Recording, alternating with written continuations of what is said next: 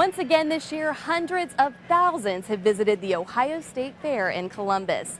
This right here is the Antiques and Collectibles Pavilion, which just happens to be the oldest structure on the fairgrounds.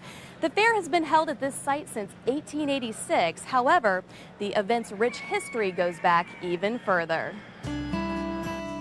The Ohio State Fair is one of the largest state fairs in the United States. On occasion, the fair has recorded single-day crowds of over 100,000 people. People come here to have fun. Most don't realize they're part of a tradition that started in 1850. The year 1850 marked Ohio's very first state fair. It was held in Cincinnati. As you might expect, the early state fairs were a little different than what we have today.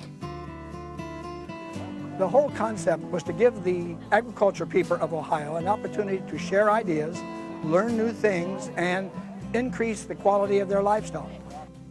In the early years, 10 different cities hosted the fair. These photographs show the 1859 Ohio State Fair in Zanesville.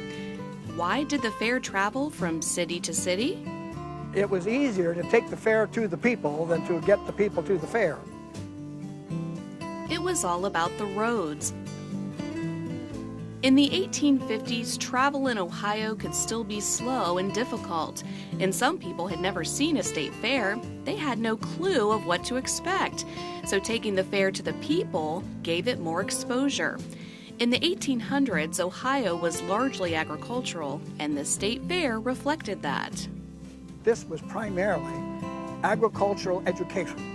And it was the farm people, the agricultural people, who wanted to learn when they came to the state fair. There were no amusement rides on the fairgrounds. What little entertainment there was largely homespun, and sometimes a bit unusual.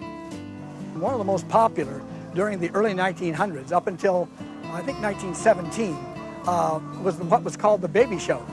And the families would bring their baby, and that baby was weighed, measured, and evaluated by doctors and nurses regarding deportment and appearance. And then there would be a winner each day and a declared winner for the entire fair itself. And it became so popular that a special building was constructed for it. The great influenza epidemic of 1917 put an end to the baby show. It never returned to the fair.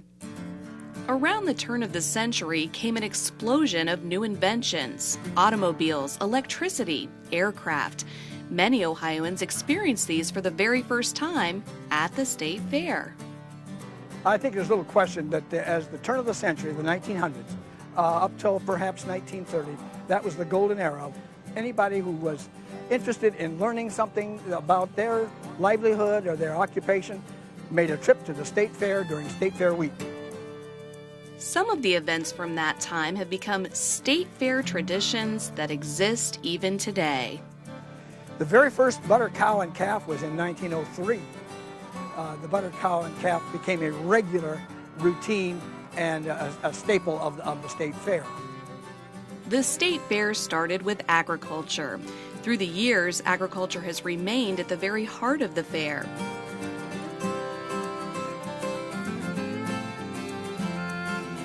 When it comes to our agriculture, it is number one in the state of Ohio, and we are very pleased to have the amount of exhibits that we have. We have one of the largest junior fair exhibits in the nation, and we have right around 20,000 total participants in youth activities here at our fair. It's still about getting up early, learning responsibility, working hard toward a goal, and enjoying a few days in the statewide spotlight. In a changing world, it's a celebration of our past and a light for our future. The history of the state fair is worth preserving.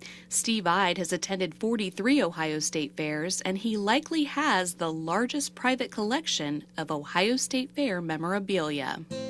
We've been fortunate to pick up some items back from the 1800s, one of those being from the very first fair in 1850. We also have items from other cities as it traveled around. We have a map from the fair that was held in 1852 in Cleveland, which would be the third fair. and we were fortunate to win out after some pretty furious bidding, because that's what we call a multi-interest piece. It's interesting to not only state fair collecting people, but people who collect early maps of the state of Ohio.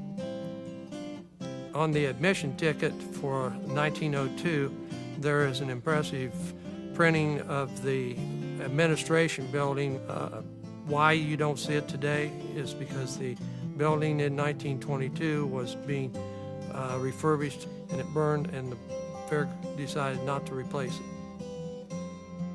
The early fairs celebrated craftsmanship and excellence in manufacturing. Medals were given as recognition of that excellence. We have two, one from the 1885 fair and one from the 1884 fair. One was given for the best marble works, and the other one was given for the best wood stove. This year, like they've done since 1850, people from around the state of Ohio will come together to have fun, to learn, and to recognize the achievements of their fellow Ohioans.